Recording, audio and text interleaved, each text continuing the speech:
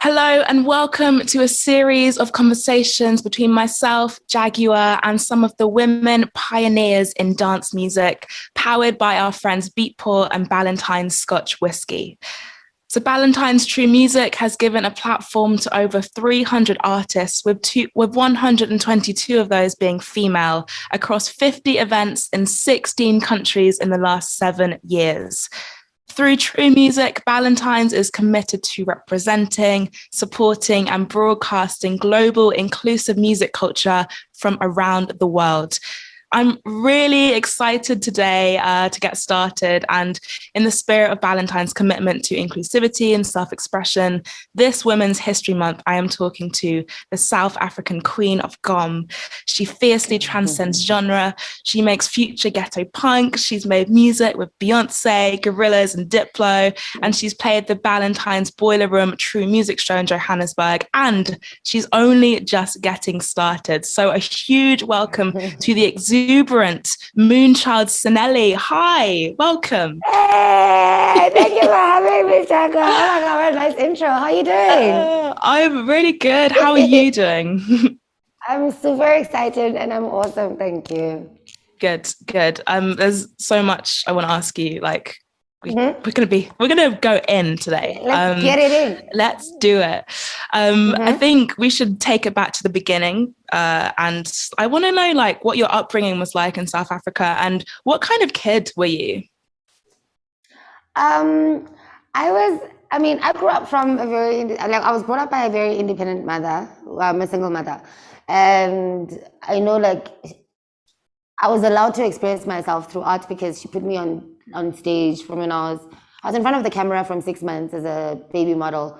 At 4 years, I was already a face of a brand as a model.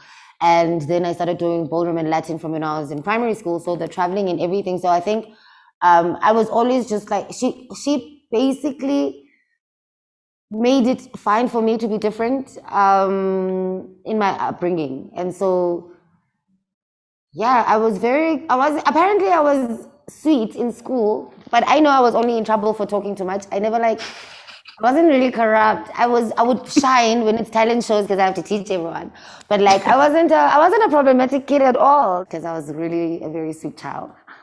And I guess with music then, when did that come into you? When did you sort of be like, I need to make music, I need to be an artist, this is me? I don't know if I know the date because within all of that, when I was choreographing, then in school, I started stealing Spice Girl songs, funny enough.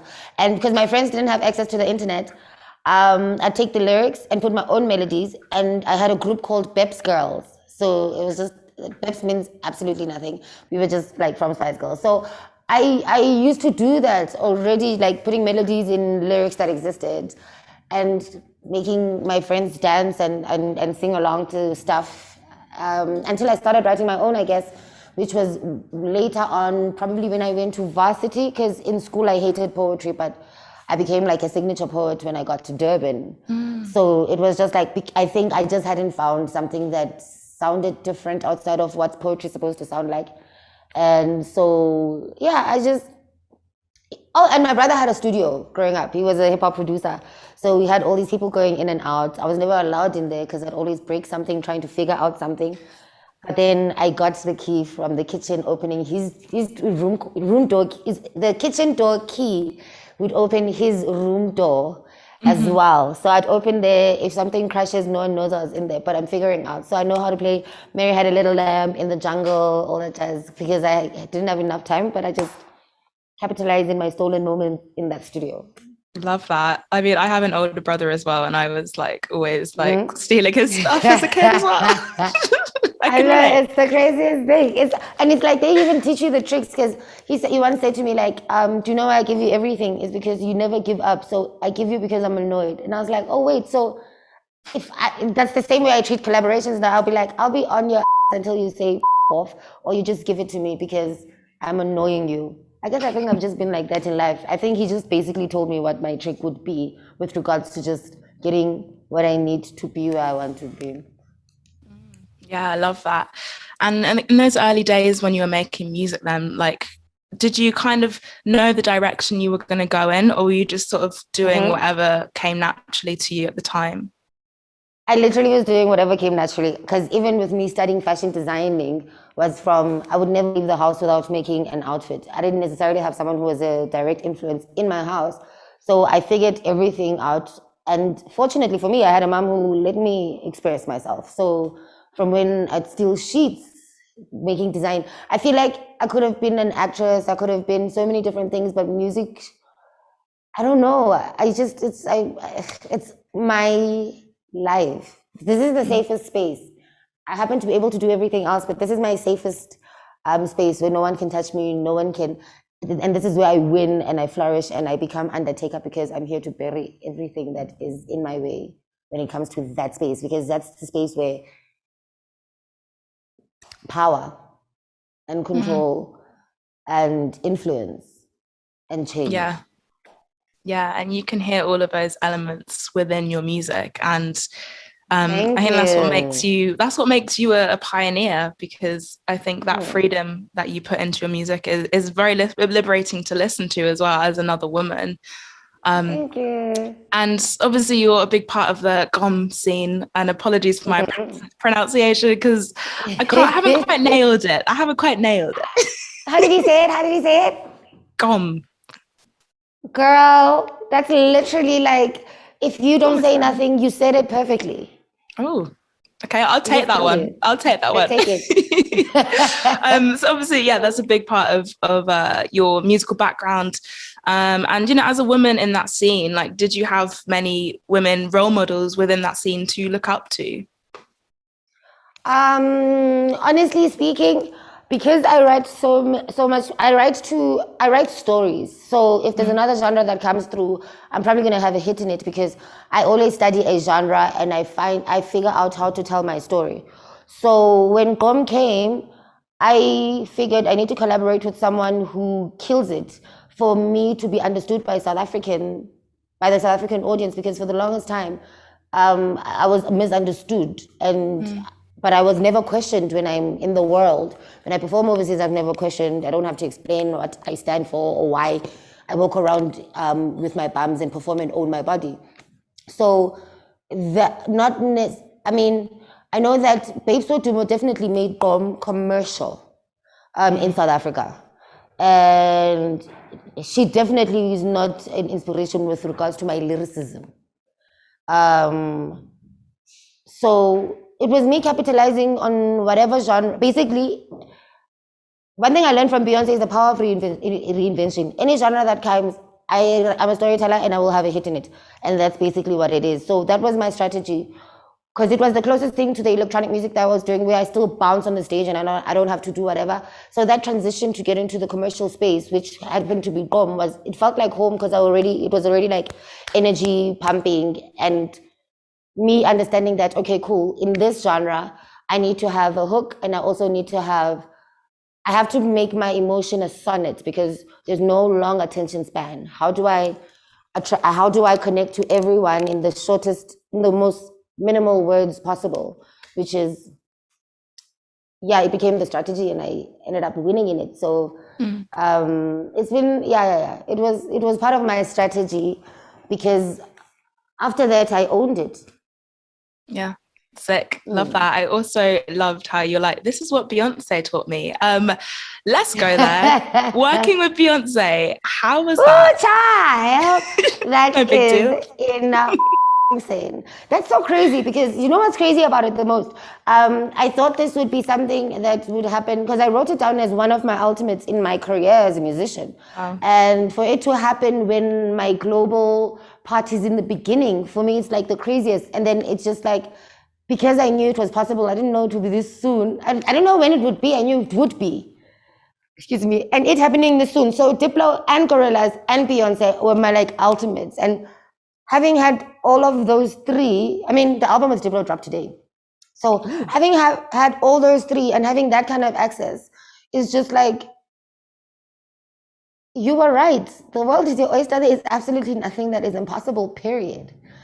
Because I thought this was the ultimate. There's people with money that can't buy a feature from Beyonce. This is one of those things where you're chosen and you were ready for it.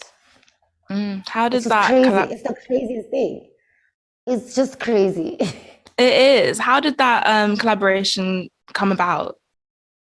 Beyonce was here for Global Citizen, and a friend of mine was part of the organizing party of that whole big festival. And so I was invited to the private party to entertain the team. So all the dancers, management, the whole squad was there. So I performed. Then I met, who's now my friend now, Kwesi. He's the co-director of Black is King. So I met him. Then we planned to have dinner. Then as I arrived at the dinner table, because I knew who he worked for, I didn't know what was gonna happen. So as I arrive at the dinner table, Wizkid calls me on time. I'm in studio, let's go. So I take him too, and I go to Wizkid's studio to go make this music, because I'm not letting go of this meeting. I know the magnitude. I'm not letting go of this collabo. Let's all go, children.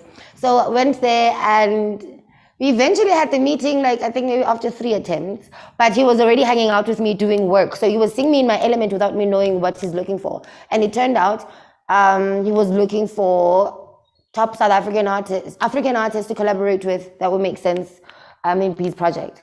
And so, and also turned out that he'd been some people he had trusted while he was still in LA when he asked who should I get as part of like the team for this album. And a lot of people that he trusted kept saying Moonchild. So when he came to SA and he met me, he already knew that he was referred by, do you know what I mean, in his research. So it's just like the craziest thing, because then we started going around. It's just crazy. So we started going around. I've been writing for almost a year, back and forth, not knowing which song I might make it into, just being involved in the melodies and the hooks, throwing in some verses in different like genres. It was crazy. But just knowing and going through it, I didn't even I was fine, because I had to kill it. It's now or never. I had to kill it. I had to kill it every time. It didn't matter how much work I put in. If I didn't get an approval for something I'd sent, I'm not posting any joy. I'm just like, tell me something so I know what's next. So it was just crazy. And it was insane that I was living that thing. I was living it. So I got the NDA, I think, a month prior or less than a month prior the drop. Wow. And I'd been quiet anyway, because I'm just like, yo, man, let me tell you, I'm living my dream. You're going to find out about it when it's out. It's just crazy. Wow. I mean, yeah, you have been like smashing it. And, you know, even if we look back at when you played the Ballantine's True Music show in Johannesburg, that was 2018. So a lot has changed. Awesome, yeah, how was that experience? How was that for you when you played that? It's insane because you watch it on the net, right? And then when it comes to SA, you think like that's just not real, and it's a real thing. But it's like you usually just want protection and there's fences and all that jazz, but somehow it's a crowd that knows how to. I mean, I kick someone who's. I think there's a part where I did kick someone on some tech, and I continued performing because they tried to touch my bum. I'll be like Fair that. enough. Good for you. Yeah, you must check it out. You must check it out from that show. It's in that clip. And but it's like attracting it's so awesome that the audience is generally very respectful enough to not be paranoid about what might happen with you being in the center. It's actually crazy because it also takes you back to it being you, music, and the people. It's just like. And then experiencing it in London, I had to take off my pants and perform in my thong because it was a boiler room.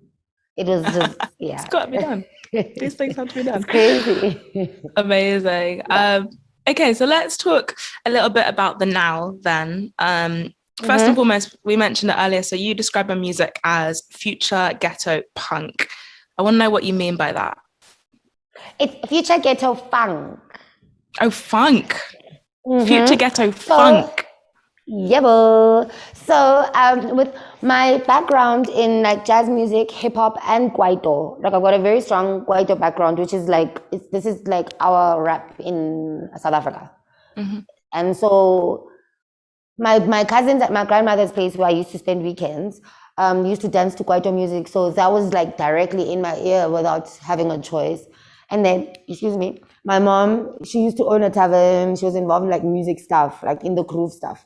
And so jazz music was always playing. And then my brother, who had the hip hop studio, So I was always like, not knowing I'm cussing, but I was, So these three genres were always just in my ear, and I saw like what them together in my time.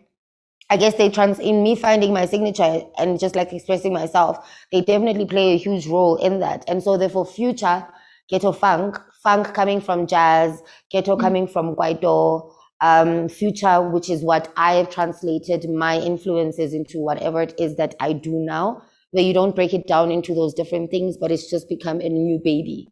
So that's my baby. Nice. I love that. And I love that it's the focus on the future as well, always looking forward, always innovating. And you can it just sounds futuristic, the stuff you're doing, I think, because it kind of transcends genres as well. Yeah, it's really cool. Oh, actually, when you put it that way, that's crazy. There you go. I'll take it.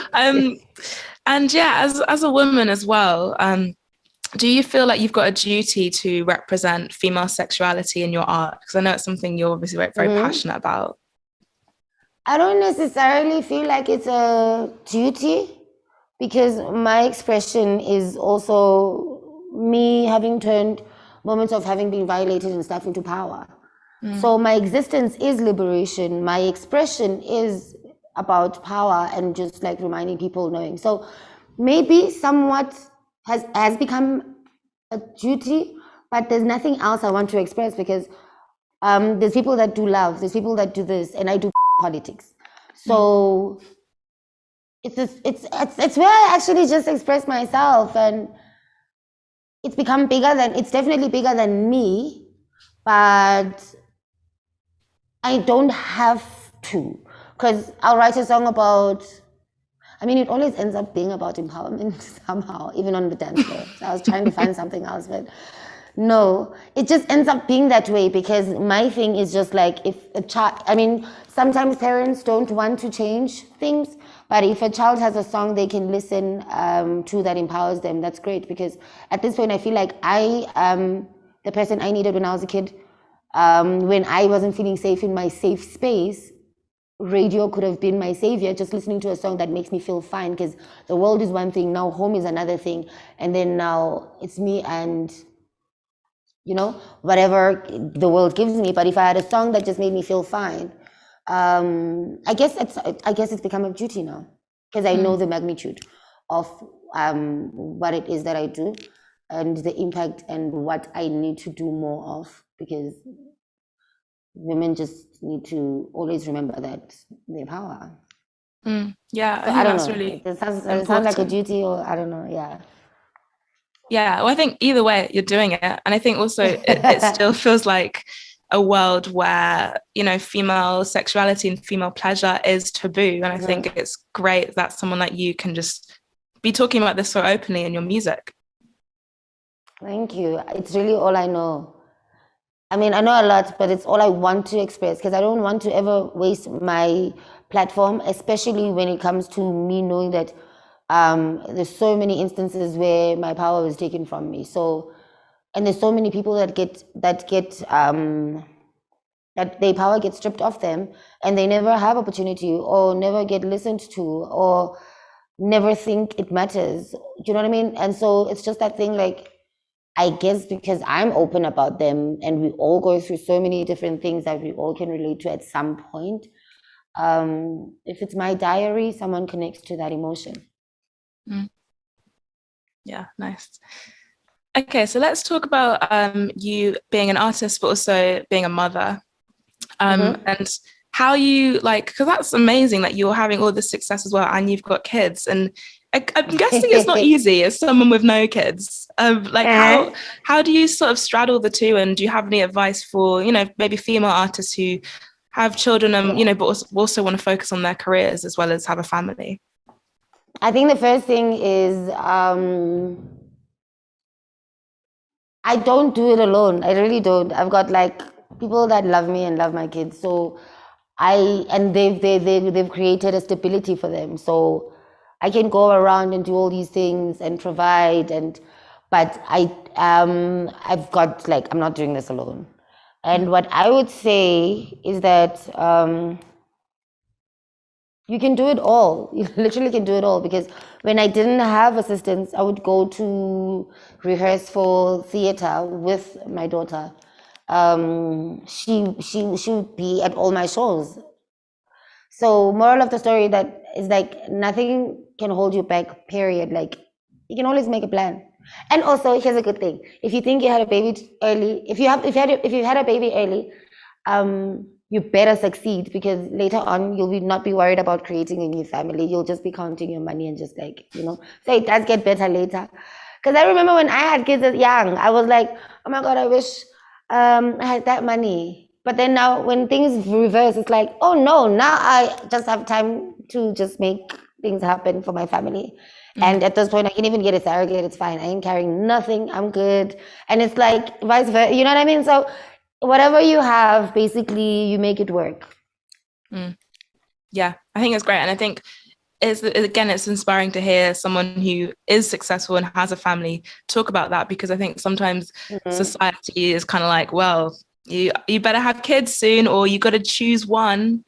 And that's the crazy thing. It's society as well that makes people let go of their dreams, because they'll say you've neglected your child. And it's like, no. When I wasn't living with my mom and I was still in primary school, I didn't resent my mom when I finally got to her house when I was in high school. What I learned was you hustle. And when she died, I've still been hustling. She died when I started first year. And that ethic, fuck society, that ethic on the absence was for providing and covering all these things that I need. Go. So for my comfort until you can, for me to be with you. So society will make you feel guilty, like, oh, don't you feel bad? You miss your children. I'm like, no, I don't feel bad. I'm used to working. I'm used to being the mother and father. And I'm also not going to take your pressure, because you guys do this bullshit of making women feel bad when they already are the mom and dad of a child. And now, fuck society. Create your own rules. It's your life, it's your world. Create it. And, excuse me, own it. Own it. Yeah. That is one thing to take from this. Own it. Own your life. Definitely. Yep, because everyone's got a script. Yeah. Of how it should be. All right, so let's move on to the next topic. This really interested me. So you recently launched your own MTV reality show about your life. Yes! I mean, I want to know everything. I want to know as well, is it like a real snapshot of you and your personality? Absolutely. So it's so exciting. And I also, it's so exciting because I also didn't expect it to be draining, just like sharing and tapping into like things that you never really like talk about. But it's all a part of all of this. So it's like openly doing it, but there's some parts that are very like, oh my God. And then there's a lot of great parts. So it's freaking exciting because it gets people to understand me better, that I'm not just like a blue-eyed Bampe. And I just like knowing that where all of this is knowing the roots of the branch. I think people will get a better understanding of like my hustle, me, and it's definitely like vibes, like things we do. So it's freaking cool. It's freaking cool. Sick. It's been an interesting experience. Huh? I'll send you a link. Should go watch it. Yeah, I'd like that. I'll send you a link so that you can watch on the other side. Thank you. I'd really like to watch that. Awesome. Amazing.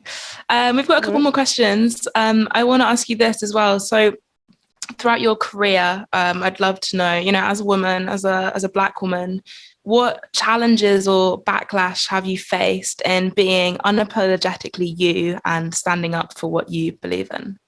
I've gone through a lot of rejection, but now I go through a lot of makers edgy, because I can't be anyone else but myself. So over time, when it makes sense, you start getting the right people on board. So there's a lot of rejection that comes with just you knowing and seeing you and seeing exactly what you are and how you want to relay, and all that jazz. So it comes with a lot, but it comes with a lot.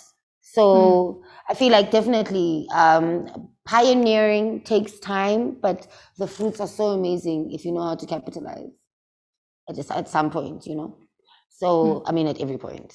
So it's not an overnight thing, but the fruits are great eventually. Great. So I think it's one of those things where you know that keep putting everything you in everything that you do, because there's no expiry date for your dreams. Like, everyone can tell you whatever, but there's no expiry date as long as you're putting in the same energy, if not better than the last time. Every single time you have the opportunity to create something. And I want to ask as well, so we spoke about like what you were like as a kid, as a child. You know, you've been like being in the creative industry for a very long time. But if you could go back in time now and, you know, look at 5-year-old you, what advice would you give to a young Moonchild? Black sheep means that you're one in a million, and therefore, yes, when they say you're overbearing, you're going to achieve everything you're doing. Everything. I love that. Do you think young Moonchild would be proud of Hell yes. you now? Hell yes. Absolutely. Like, absolutely, without a doubt. If anything, I've always been told I can't do it all by everyone else, but my mom was always like, you can do it all. And so my mentality has always been that. Like, I mean, even when I was studying business and fashion. I had gotten a bursary. And all these people that had been in the industry, like I'd watched when I was in high school, who were already in the industry of fashion, when we're talking about pitches and stuff, I've got like so many different ideas while we're in a fashion business class. And they'd be like, what we found out about you is that you're very overbearing. I'm like, story of my life, watch me win. And guess what? Overbearing is here. She's here. She's here to stay, and she's winning. Yeah, please try. Amazing. And yeah, I also want to ask, you know, we're chatting today because you are pioneering, you're a trailblazer. And, you know, what legacy do you want to be remembered for? The first one is with my kids first, where it's, their existence is paid through me living my dreams and not surviving by staying in a call center while making my music a pastime thing. If I died today, there's no one who can ever tell them that anything is impossible, because the entire existence is paid for through me living my dreams and someone telling me it's impossible and I showed them it wasn't. That's the first place. The second one is remembering who you are and that you're enough. You're more than enough. I want to be, the freedom demon.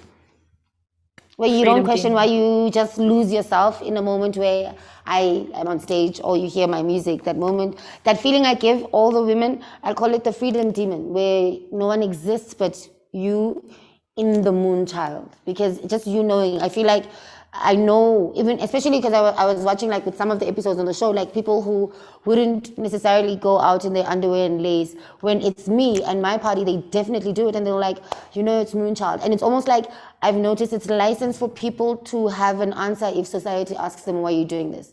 So now there's Moonchild. It's Moonchild's party. It's Moonchild's this. It's Moon. So it's like, okay, cool. So I'm licensed for freedom. Let's go.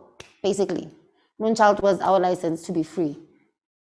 Sick. Oh, and I think I had to go through all those things myself. Yeah, definitely. Yeah. Amazing. I've just got one final question, and yeah, this has been amazing to chat to you. And this is, you know, it's been so fun. Please do it again. And yeah, it's just that, you know, like, I feel like you've already achieved so many things and you're really just starting to get going. And, you know, I read that Damon Albarn referred to you as a global superstar waiting to happen. I mean, yes! Which is I love him. And yeah, I want to know, you know, what is in store for the future and what you're working on and just where this is going. Okay, so, well, today Major Lazer dropped the album and I'm in it. That's exciting. Thank you. I'm working on my album. And I mean, I've been working on that since last year. So it's finally going to drop with Transgressive. And I have a single dropping soon. So, and I finally can afford this dream director I've always said I will finally afford. And so, yeah, let's see how that goes. So that's a box ticked. And then I'm waiting for Joe Biden to talk. I'm waiting for London to open the doors so that I can start touring, because I would be there right now. Yeah, but I'm working on my project. And as soon as the world opens, once the album comes out, basically I'm going to be touring. So let's just like do this. Yeah, she's ready to go. She's ready, waiting for that Really? moment. Oh, amazing. Honestly, sounds so exciting. And it's been a real pleasure to talk to you and get to know you. And yeah, thank you so much, Moonchild. Lots of love. It's been so fun. So much, Jaguar. You're so fucking awesome. Thank you. It was so nice. Thank you. Mwah. Bye.